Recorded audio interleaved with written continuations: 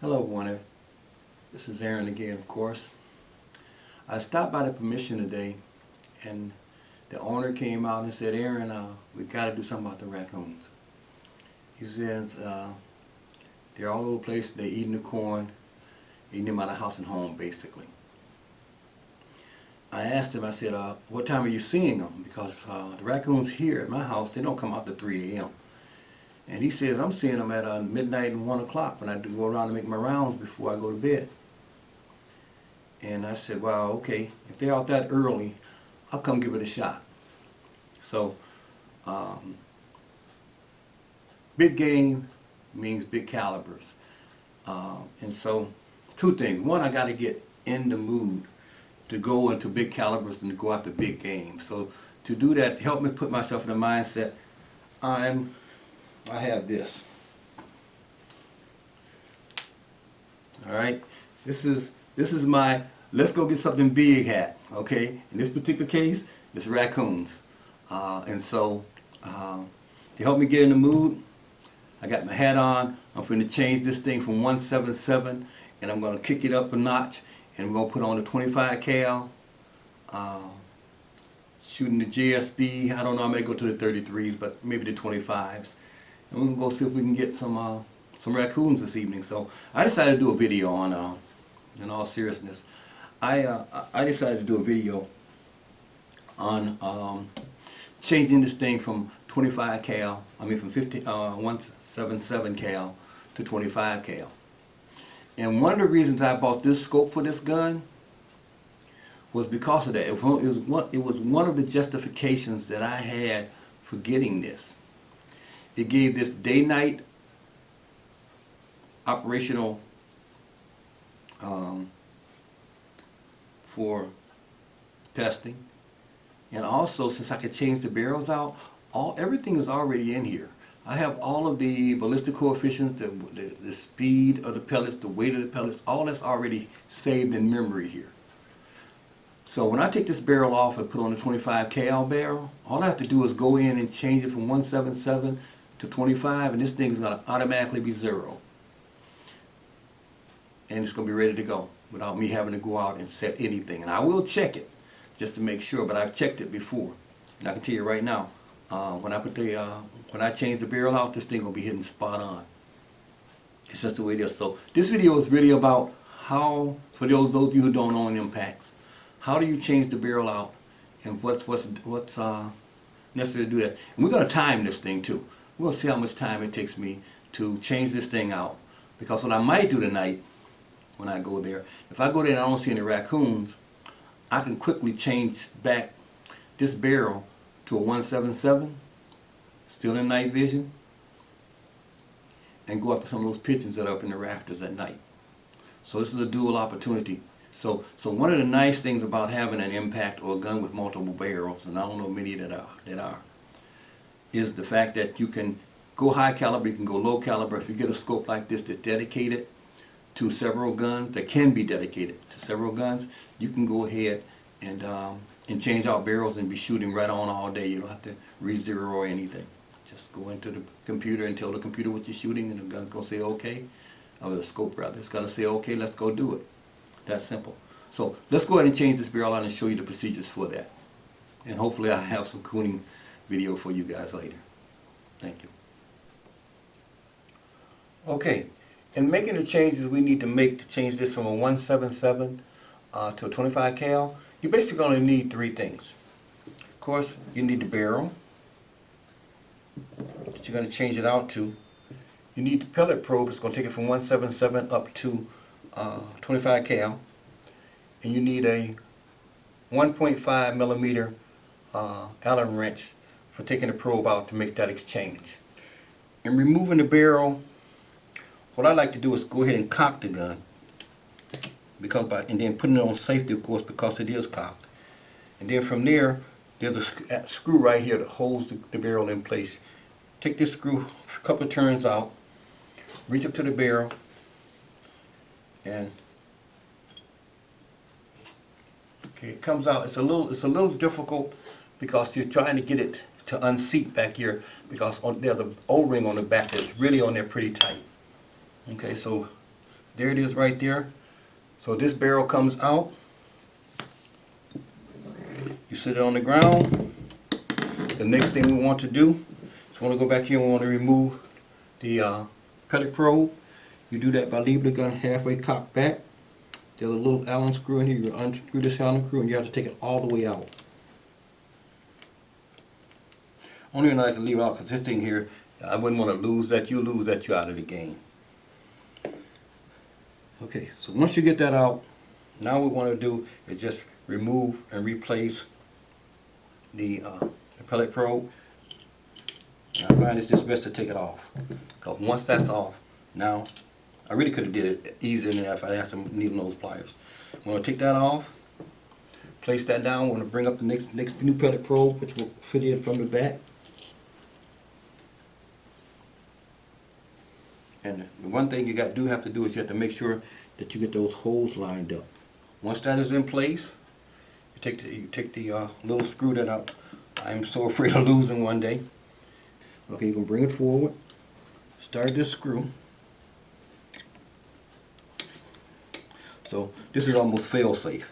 That thing goes all the way in, and it takes a few turns to do it, as you can see. But if it goes all the way in, it is done. Okay, now what we want to do is we want to do our barrel. Then all you want to do is you just want to take it and feed it through. I'll move it back here so you can see that. You're feeding it through. And then when you get it in here, what you're looking for now is you want to take this all the way out because you want to make sure that you can see the place where this thing goes actually into the breech. See that little notch right there? That notch is what holds it into place. And so that makes sure that you have the barrel lined up correctly for the air. So that's just okay, it just popped in. Okay, when it pops into place, you'll actually see the lineup hole there, and in here it's already locked down. This just holds the barrel in, that's all. So you want to take this and screw it in. I've heard some people say early on that they had problems with this thing staying tight and keeping the barrel where it's supposed to keep it. But I have not had a problem with that. And just like that, all we need to do now is pop the back of this back on, adjust it to where we had it,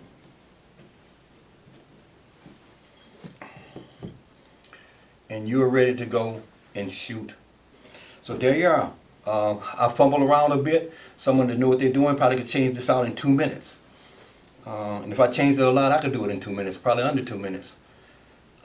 And that's going to be the nice thing about it. Like I said, if I go tonight and I don't see any raccoons, and I can always take this out, take the probe out, change the probe, slide the barrel down there, tighten this back up, and go after some pigeons.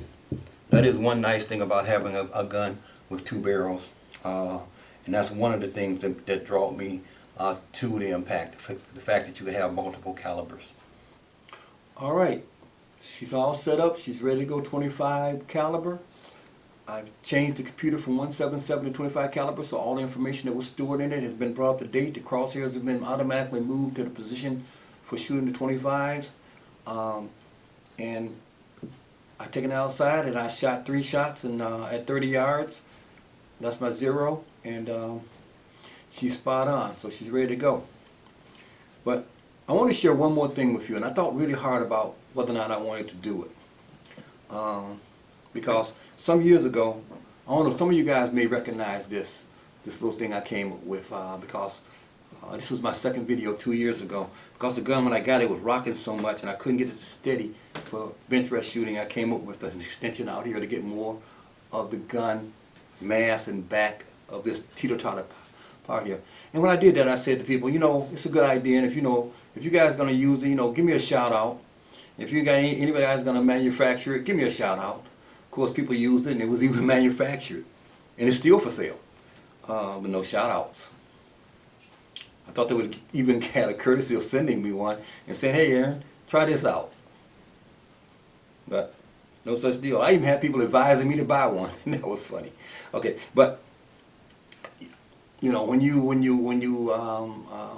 you're giving stuff to the world, it becomes the world. So I'm cool with that. But I didn't want to give a shout out to myself on that. Let me tell you about one other secret that I don't know if it's so much a secret, but I haven't seen anybody talking about it. So I want to tell you about it tonight, and it's gonna make pesting so much easier. I alluded to it in one of my videos, I think, not too long ago. But let me just show you that. Okay, here it is. This is an IR Illuminator. Okay, this is a very powerful one. I use this one outside. All of my videos that you looked at on night vision, whether you saw the little flying squirrels or you saw foxes or whatever you saw in my backyard, they were all illuminated by this because this thing illuminates the whole backyard, the trees, everything. It's very powerful, as you can see, 15 IRs in there. Now they make these all the way down to 1 IR. I've seen 4 IR, then 6, and it goes up from there. For what I'm going to be doing tonight, trying to do some cooning with that, I don't need one this powerful, but it's the only one I got. I never bought the smaller one. I'm going to go back on eBay and get the smaller. But let me just tell you this, they make them in 2 versions, okay? One of the versions runs off AC and runs off DC. You don't want the AC, you want the DC for this to work, okay? And basically all you're going to do is this. You're going to take the DC and you will get a little battery, or you can use a battery in your car. I'm afraid of that because I might die and then I can't get home. I just don't know how much this is going to pull down yet. I haven't tested it outside. It's always been, on a battery. But a couple positive, negative prongs. A small battery or big battery, however you want to do it. You pop this on here.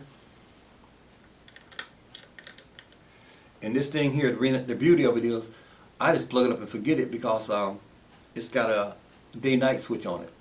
In the daytime it's going to turn itself off, and at night it's going to turn itself back on. I don't know, I'm gonna cover that.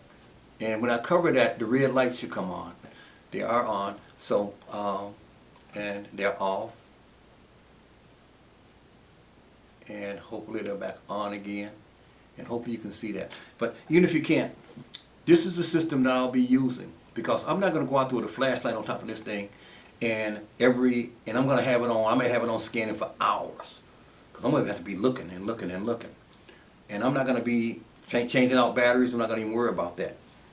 This is gonna light up the whole area for me. And if this battery does go dead, I can always hook it to the battery in my car, and I'm gonna keep on going. Okay. I don't plan on ever using an IR on my gun, ever. Because I've tried it and the batteries died too fast for me. So this system here works good. It's going to illuminate the whole area. I don't have anything to do but sit there. And I will have an IR with me as a backup if we ever go riding or something like that where I'm not sitting in the truck. But I plan on sitting in the truck, putting this thing here on the roof of the truck in the direction that I want.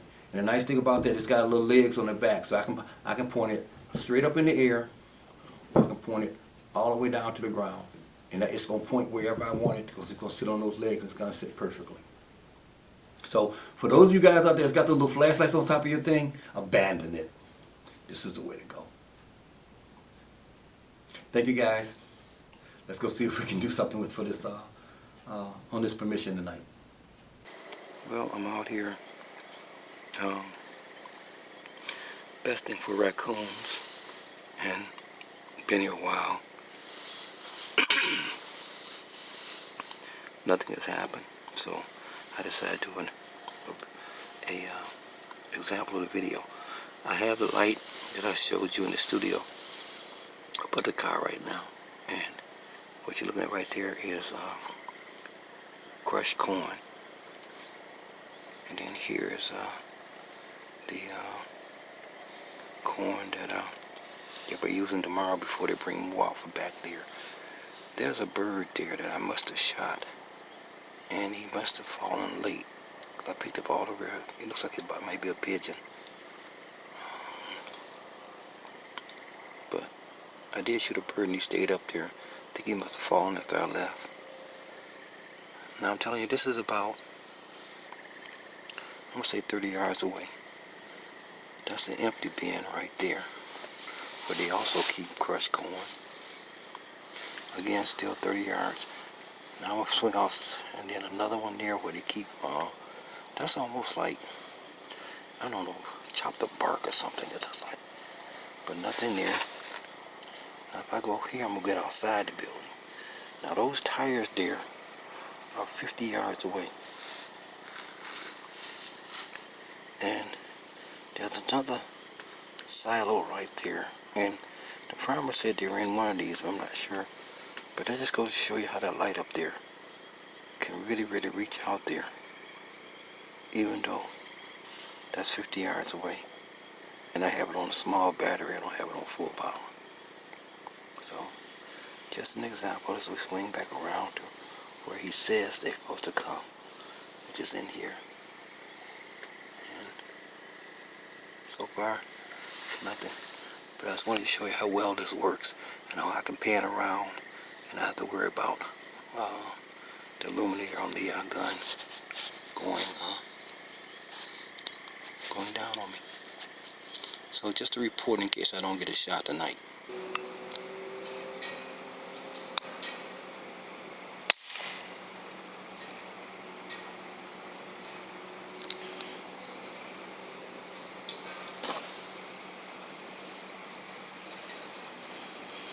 First raccoon. And you guys, that was a 177 to the heart. In case you guys are saying 177s can't do anything. Even up into the rafters there. So we go up to the rafters. I was hoping to see a pigeon up there, but I don't see any reflective eyes or anything. But those are the rafters. So this illuminator really works well. I wanted to put it to the test tonight. Let's see just how long I could it would run off this battery. But don't know if I'll stay that long because it just seems to be too quiet. Again, before we go home, I decided to try and check the rafters again. See if there's any pigeons.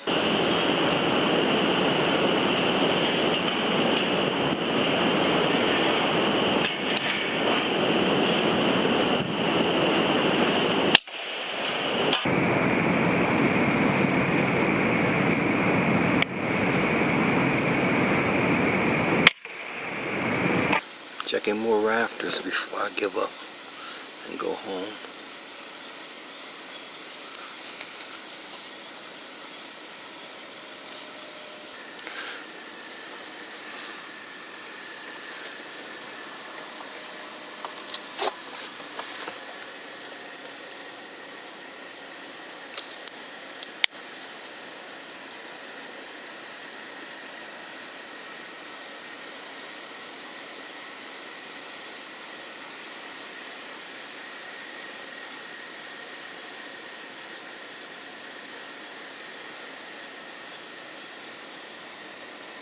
Just scanning another area where he says he sometimes sees it.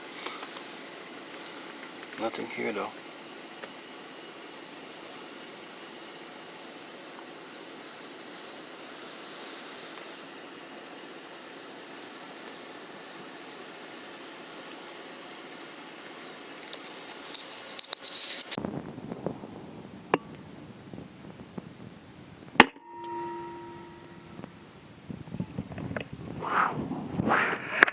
Checking for pigeons one more time.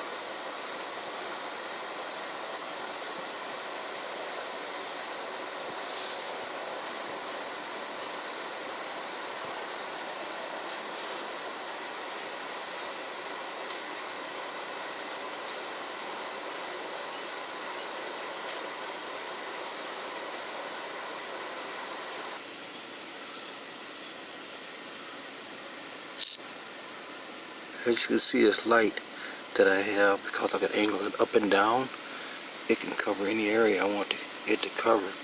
And as you can see, it covers it well. Back up a little bit and see if I can see this thing in this next bay.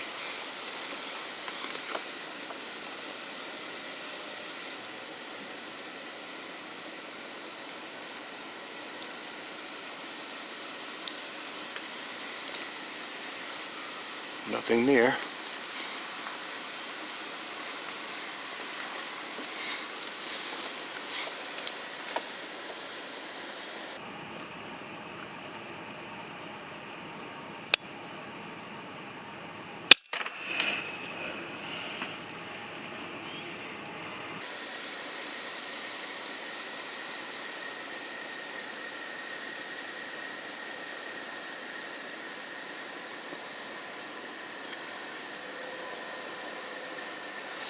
Nothing there.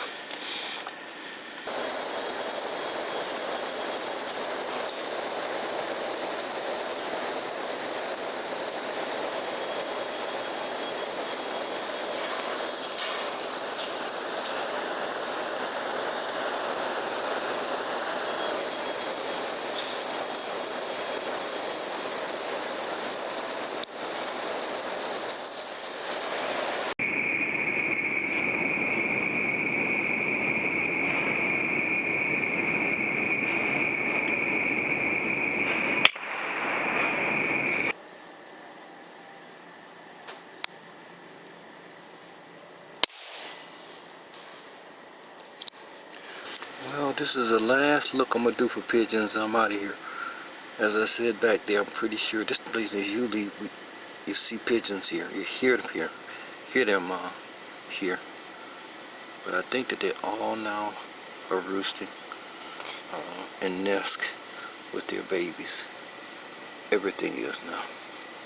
So you're not going to see them just sitting out until their babies are grown. Then they'll get out of the nest and start coming to these places again. So, I really don't understand how this guy doesn't have a rat problem. But he said he doesn't, and we haven't seen any evidence of him. That's amazing. You either find like this with food everywhere, we're crawling with rats. But they're not any place. I would be love to see one jump out right now. But I come in the daytime, but you just don't see any evidence of them. No holes, no runs, no nothing. So, I guess we're gonna call it a night. But as you can see, this light is working well. So, everybody, you know what to do. Go on eBay, get you one of these lights, get you a battery. Right now I got it on top of the car to actually drive around, and I have it shining out over the landscape. And that's how I have it set up right now. So that I can actually drive and still look as it shines out. Then when I want it to shine up into the rafters, I just tilt it up. Works really well. Okay, I'm gonna go home. We tried.